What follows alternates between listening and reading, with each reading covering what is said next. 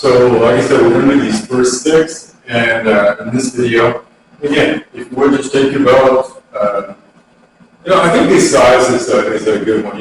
They come in wider sizes. The wider size ones I think are great for abdominal and back support, but overall functionality, these are great for doing these exercises. And like I said in the last video, it took me a long time to understand the value of certain aspects of Chiao. And it's the same thing with other things that I do, like the Tai Chi that I do, or the Wing Chun that I do. It's like my teacher, Super Wong, I wanted to learn Tai Chi in my 20s, and I kept adding, I wanted to learn Tai Chi. And it's like, you won't even appreciate this until you're 50.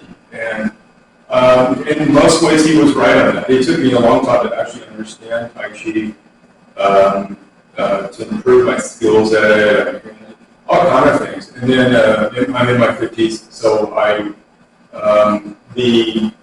the way that Tai Chi is a martial art, and I think with the right training, it can be used effectively even in today's world. But it's the value that it does for my body, my joints, my spine, just the overall of my health. And my Sifu's teacher, Master Chiao, he did Tai Chi, did Qingyi, and so the man does Tai Chi his entire life. And I truly believe that his value behind doing it was more than likely for his overall general health. And so I'm saying this because I really believe that traditional martial arts have a place, and I think that even if you're learning martial arts because you like combat sports or recruiting for street self-defense, if you look at combat sports, we all have a shelf life. The time frame in which a person can compete, and self-defense. It's good to learn simple, practical, efficient movements that do that. And I think Chiao covers that. But learning a traditional martial arts and learning all of the nuances of it and the different training aspects, that's what keeps us motivated and keeps us interested in for the long term. So anyway, that being said, I have my belt in 3s. And the first one is a horse stance. And some people have a hard time getting low, and they have a hard time getting down here, and that's fine. Even if you in the beginning you do it up here, and so we're going to focus on that a little bit. So say the width of my shoulders, right, and then about 1.5 times as wide. You can do this mirror if you wish. But I see a lot of people that they're doing like this when they're doing this horse stance piece, or they're overly twisting the shoulders. Okay. If you concentrate the effort into one, keeping the grip is the width of the shoulders, and when I turn from side to side, I can do it from here. And when I do this, I'm contracting the abdominals at the same time. Right? If I do it from this direction.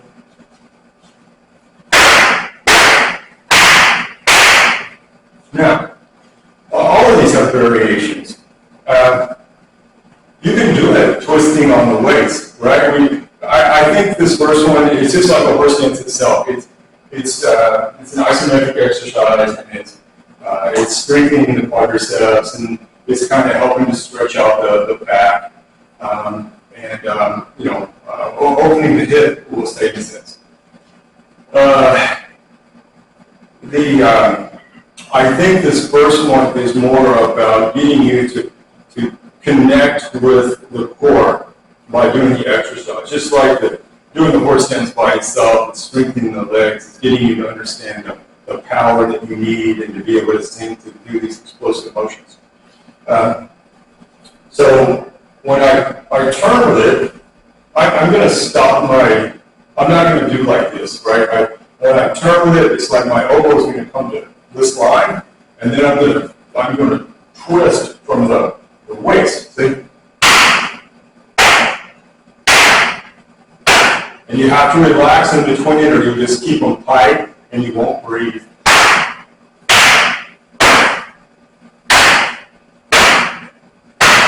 Remember what I said about the pinky. So that's two ways you can do that piece. The next one is the stealing stance. And if you watch my other videos, the one that talks about the stances, this one is one of those, and it's important about how I keep my body. So from here, I'm going to step behind this leg, right? And remember what I was saying, I want to lift the crown of my head, not my forehead, and I don't want to do like this where I'm pointing with the back of my head. It's kind of like this flat spot right here, right? So pushing the heel down, and I'm raising up my head. Okay? So when I go to crack the belt, I'm going to turn, and I'm like this, right? I would be here, and then look, I'm going to twist. Right? So I step, and I twist. Now, I'm trying not to bend my head too much, but I want to twist on the waist. And then again, I'm talking about the core, right? The more I focus on this, the stronger this gets. Think of it like this, without a strong core, it's difficult to pick anything up, right? It's difficult to lift my leg. It's difficult to pick something up. But what are you doing when you're doing squat jump? You're picking up things, you're lifting up another human. So we want this strong, and we also need to protect our spine. So we need strong muscles in our core for that. So as I step, I twist. And I come back, and I go to the other side. I twist. And look, I want my best to try to keep this right and twist from here. Step, twist, step, twist. And I want this all in the air. So right, 1, 2, 1, 2, 1, 2. Okay. So that's 2, right? The third one is the marching stance. There's a whole bunch of different ways you can do this. You can just rotate here, right, and I twist. I rotate and twist. Or I can step and do it. Okay? Stepping back and then turning gives me more stability, right? So if I do it from this side, and I just twist, I'm going to turn like this, right? So I'm here, the belt's here. As I turn, right, and as the foot ends, the waist turns, all of that coordinates together. Right, and I have that straight line, right, and then my elbows flat, not up. And then as I turn back, I squat. Right, so I will use this explosive force to do the next action. It also helps me to turn the hip when I turn the foot. Nice straight line. I turn back. Right, I do it from this side. I'm here, I squat down, I turn. Turn not to bend the head. Turn. Now, if I step, it's no different. I'm just stepping my toe behind my heel.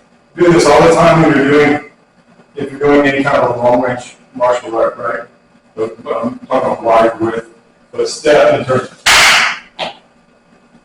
Step back, step out, turn.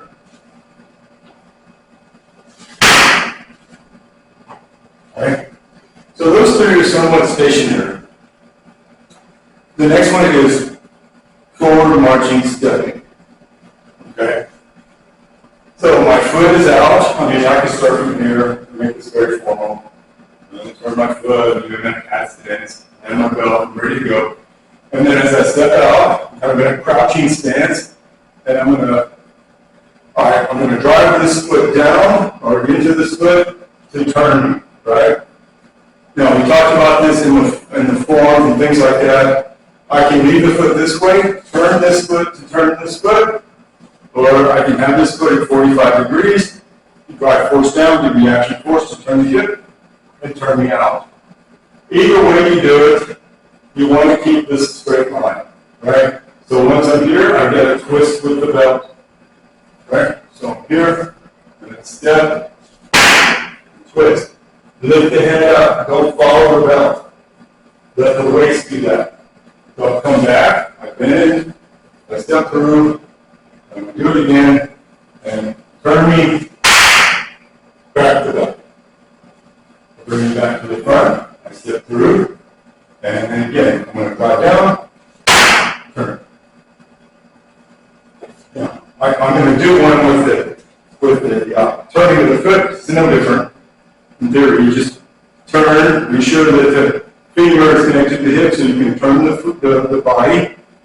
Be sure you're doing it with the heel and not with the ball, so you send your foot backwards. Right, so here, steps.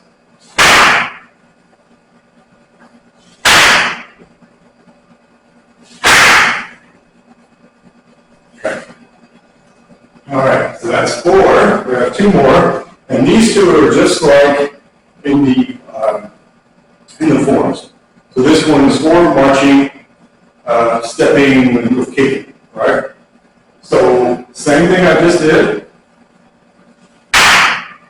but it's going to be 3 cracks of the belt. I'm going to use my leg to scoop or sweep up, bring it back up into like a golden rooster, and then as I drop down, the weight's back here, right?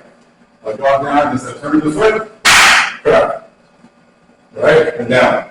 As I scoop, I'm going to look down at the other foot, bring it back up. I drop, weight's back here, turn, and look down at this heel as I scoop up, and bring it back up.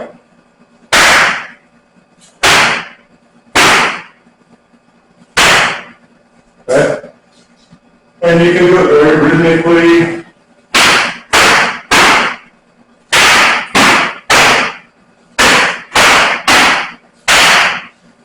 Okay? And the final one of the 6 is just like, again, like in the forms. So it's forward marching, kicking, turn around, backward kicking. And like I was sharing with you in the other video, the initial kicking action could also be a cover step, right? Coming across the person's legs or escaping in action. Okay. So everything, again, I can start like this right here. And then I turn, right, and then the foot's going to come around me, and I'm going to crack the belt.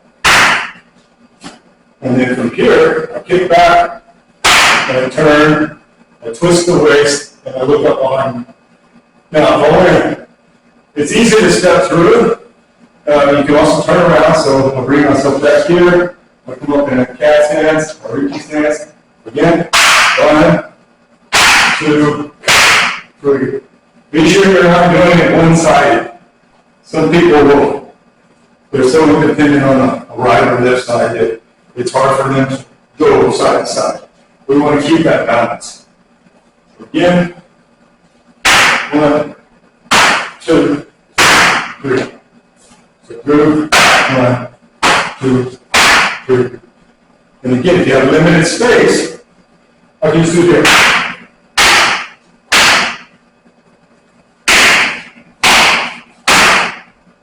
Okay. So that's the first 6, and we're keeping it short enough so you can, if you want to go back through it and look at the piece, it's easier to pick it up. And again, if you want more details or anything like that, it's your disposal.